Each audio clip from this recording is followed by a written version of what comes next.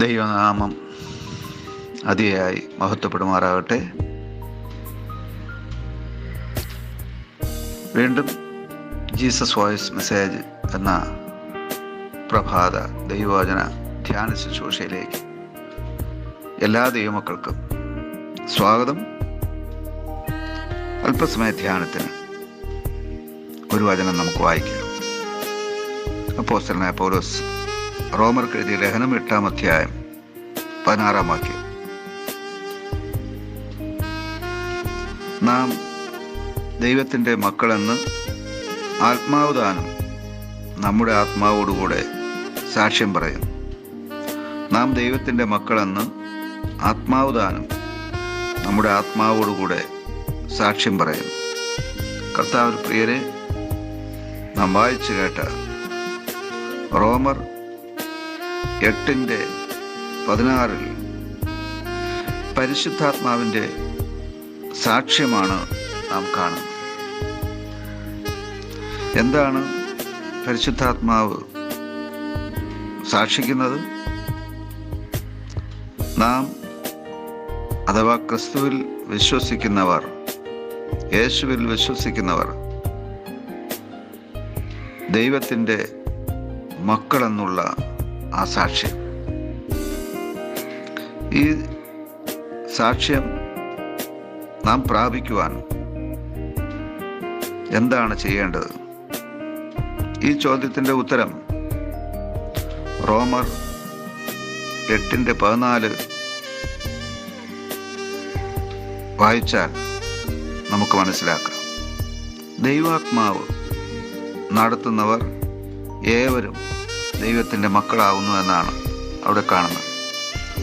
തൃത്വത്തിൽ മൂന്നാമനായ പരിശുദ്ധാത്മാവിനെ പറ്റിയുള്ള പഠനം ക്രിസ്തീയ വിശ്വാസത്തിൻ്റെ കാതലായ കാര്യമാണ്.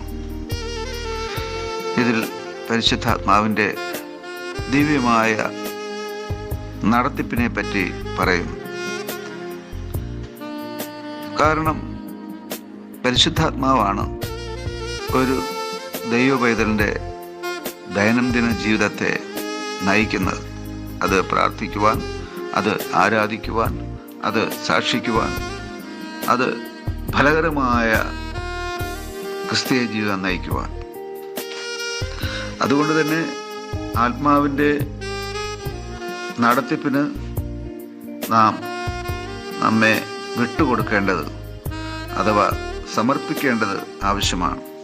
കാരണം ആത്മാവിൻ്റെ നടത്തിപ്പിന് ഒരു പ്രധാന ശത്രു നമ്മുടെ ശരീരമാണ്. റോമർ 8:12-13 വാക്യങ്ങളിൽ ഇത് പരിശുദ്ധാത്മാവ് പൗലോസിൻ്റെ അധരങ്ങളിലൂടെ നമ്മെ പഠിപ്പിക്കുന്നുണ്ട്.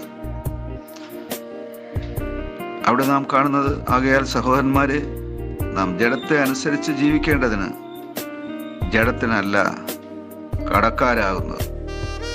നിങ്ങൾ ജഡത്തെ അനുസരിച്ച് ജീവിക്കുന്നുവെങ്കിൽ മരിക്കും.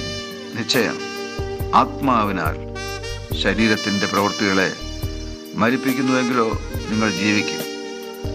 ഇത് ഒരു ജീവൻ മരണ പോരാട്ടം പോലെയാണ് നാം കാണുന്നത്. 2 തരം പോരാട്ടങ്ങളാണ് ജഡത്തിനും ആത്മാവിനും മധ്യയുള്ള, അഥവാ നമ്മുടെ ശരീരത്തിനും അതുപോലെ പരിശുദ്ധാത്മാവിൻ്റെ നടത്തിപ്പിനും മധ്യയുള്ള പോരാട്ടം. ഇതൊരു ആത്മീയ പോരാട്ടമാണ്. ഈ പോരാട്ടത്തിൽ ആരാണ് വിജയിക്കുന്നത്? ഈ പോരാട്ടത്തിൽ വിജയം സമ്പൂർണമായി പരിശുദ്ധാത്മാവിൻ്റെ സമർപ്പണത്തിന് അഥവാ പരിശുദ്ധാത്മാവിൻ്റെ നടത്തിപ്പിന് സമർപ്പിതനാണ് വിജയിക്കുന്നത്. അങ്ങനെ പരിശുദ്ധാത്മാവിൻ്റെ നടത്തിപ്പിന് നാം നമ്മെ സമർപ്പിക്കുമ്പോൾ നാം ദൈവാത്മാവിനാൽ നടത്തുന്നവരായി മാറ്റപ്പെടുന്നു.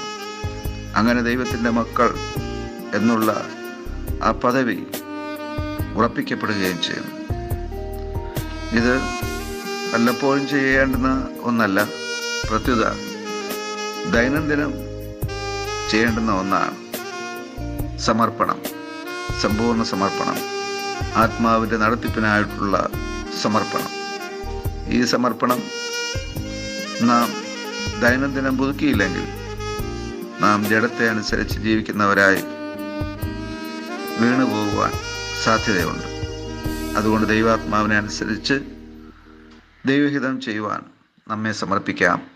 ആമേൻ, ആമേൻ.